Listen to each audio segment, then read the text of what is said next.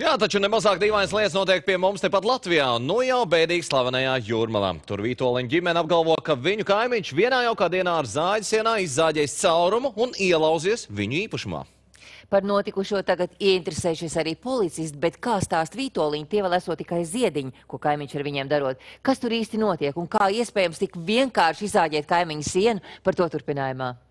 Lonijā ar vīru Viesturu vēl pirms vairākiem gadiem dzīvoja nebēdīgu dzīvi savā Jūrmalas īpašumā pašā Lielupas krastā.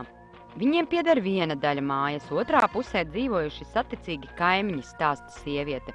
Pirms 3 gadiem kaimiņi savu dzīvokli pārdeva, un tieši tad esot sākušās viņu ģimenes nedienas. Edvards Reneslāts sākumā ieradās tāds ļoti enerģisks jauns cilvēks, ļoti jāsaka, principā, tādu ar ļoti atklātu domu, mēs tagad kopā dzīvosim un mēs kopā saimniekosim un mēs būvēsimies un mēs visu darīsim.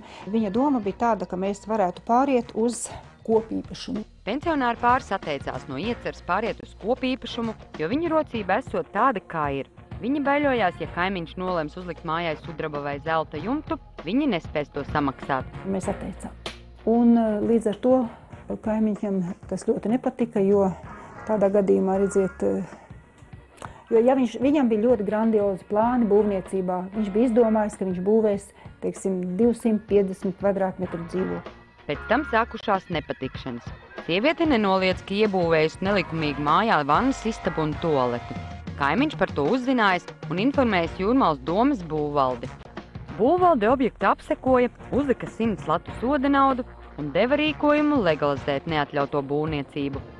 Strīdi ar kaimiņu pamazām esot ģimeni novedis pie nervu sabrukuma, stāsta sieviete, un viņi nolēma īpašumu pārdot. Kaimiņš gribētu pirkt, bet viņam liekas, ka šo cenu vēl vajag nodzīt, un respektīvi viņam šī cena liekas neadekvāta. 70–80 tūkstoši eiro, tā ir viņa adekvātā cena. Pienācīgu pircēju neatraduši, Vītoliņu pāris pieņēma lēmumu palikt pat, pieciešot neērtības ar kaimiņu. Mēs šeit paliksim, lai arī kā mums būtu, lai būtu tomēr dažādas neērtības no kaimiņu puses un visādas tādas lietas, mēs tomēr te paliksim. Un tad, kad viņš uzzināja to, ka mēs te paliksim, tad sākās viss šis tracis. 11. martā, tajā galā ir manas domājamā daļa, ja, viņš uzkāpa pa trepēm pie mūsu sienas, ja, izzāģēja durvis un iegāja mūsu īpašumā. Šeit tik patvarīgi sienā izzāģēts durvis, ielikts eņģis, tad aizvirs tur tādas paši pieslēdīgi. Man te stāvēja būvinstrumenti un sakārt, pašlaik viņi samest tādā stāvoklī, kā viņi ir. Vai te kas ir pazudis vai nav pazudis, es nezinu. Bet viņi pašlaik vienkārši mūsu manas tik izmētātas pilnībā. Ja?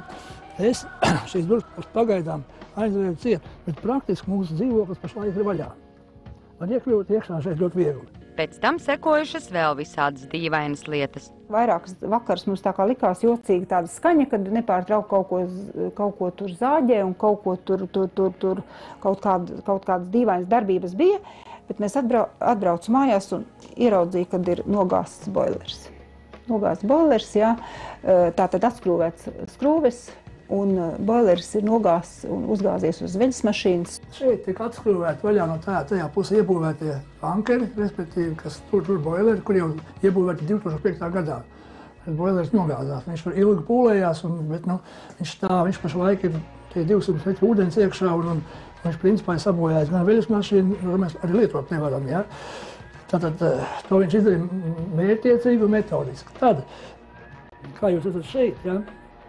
Viņš pamazām daudza sienu. Šo te viņš izdauzīja laukā jau aizvakar, ja, šo viņš izdauzīja no rīta. Te ventilators jau nokrita zemēm un sabojāts viss, ja, te viss ir redzams. Ja. Arī tas vēl nav viss. Ģimenes mieru ik nakti modina skaļas mūzikas skaņas no kaimiņu dzīvokļu puses. Vēl bez tam mums ir katru nakti jau ir šonakt būs 6. nakts. Kad viņš uzliek uz taimeru uzliek mūziku, jā, un ieslēdz rādio, jo viņš šeit nav. 2:30 naktī plus mīnus tur pusstunda vai kā. Respektīvi no 2:30 apmēram līdz 3:00 tajā laikā tiek ieslēgta mūzika uz pilnos apgriezienos, jā, un tur mums ir guļamistaba, mēs jau tur vairs neguļam. Pie šīs sienas ir pielikts radio. Intervijas laikā Lonijai zvana telefons. Sieviete saka, ka zvana kaimiņš Eduards, ar kuru visu laiku jāplēšas. Saruna izvērsās ļoti interesanta. Klausos. Lonija? Jā! Nu, tu gan esi pārkāpus visu. Ko tad es esmu pārkāpus? Ko? To gan nevajadzēja darīt. Ko es esmu? Un tāds jautājums viesturam sakarā ar saimniecisko darbību. Kad viņam ir nodokļu audits pēdējo reizi bijis no vidē? Gaidaties? Zini, vai tev pašam nevajag no kaut kā baidīties, no krimināla policijas varbūt? Šitās ir visas puķītas. Un nav neviena, kas nevarētu apturēt, neviena. Sazināmies ar nekrietnībās vainoto kaimiņu, Eduardu Reneslāci. Viņš apgalvo, ka pašreiz atrodas ārzemēs, tāpēc personiski ierasties un izteikt savu viedokli nevarot. Bija zvans, un šis zvans bija no jūsu telefona numura, kur jūs minējāt, ka tās ir tikai puķītes, kad būs vēl sliktāk, un par to, kad vai šīs te kundzes vīrs ir visas saistības nokārtojis ar valsts ieņēmumu dienestu, tie tā kā tādi nepatīkami draudi, vai kas tie bija domāti? No mana telefona numura? Jā, no jūsu telefona numuru. Saruna ir kaut kur ierakstīta, jo es visu laiku dzirdu, ka tāds no mana telefona numura. Jā, mēs ierakstījām šo te sarunu.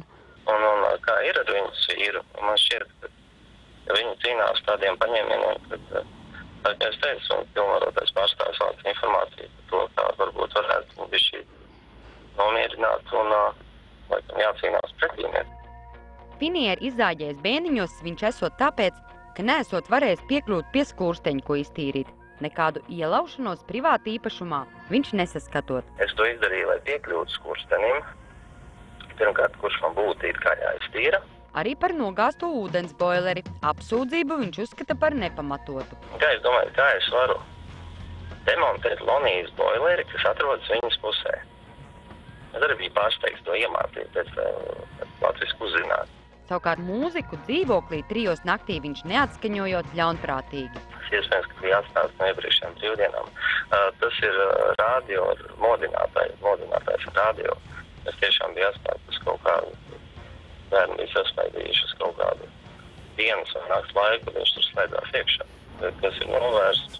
Taisnību kaimiņu konfliktā cenšas ieviest gan valsts policija, gan pašvaldības. Aizpagājušajā naktī 3, kad no Reneslāča kunga dzīvojamās platības puses tika atskaņot skaļa muzika. Tātad pašvaldības policijas mobilā grupa, izbraucot uz vietas, konstatēja pārkāpumu. Un šobrīd Reneslāča kungs tiek saukts pašvaldības policijā ierasties un sniegt paskaidrojumus. Pamatojoties uz domas saistošajiem noteikumiem, par tādu pārkāpumu paredzēts administratīvais sods. Savukārt boilera lieta un durvju izveidošana Vītoliņu bēniņos ir nonākusi valsts policijas rokās. Kā noskaidrojām, esot ierosināta krimināllieta par mantas tīšu bojāšanu. Kuram šajā situācijā taisnība, noskaidros likuma sargi. Saiva Luste, Tautas balss.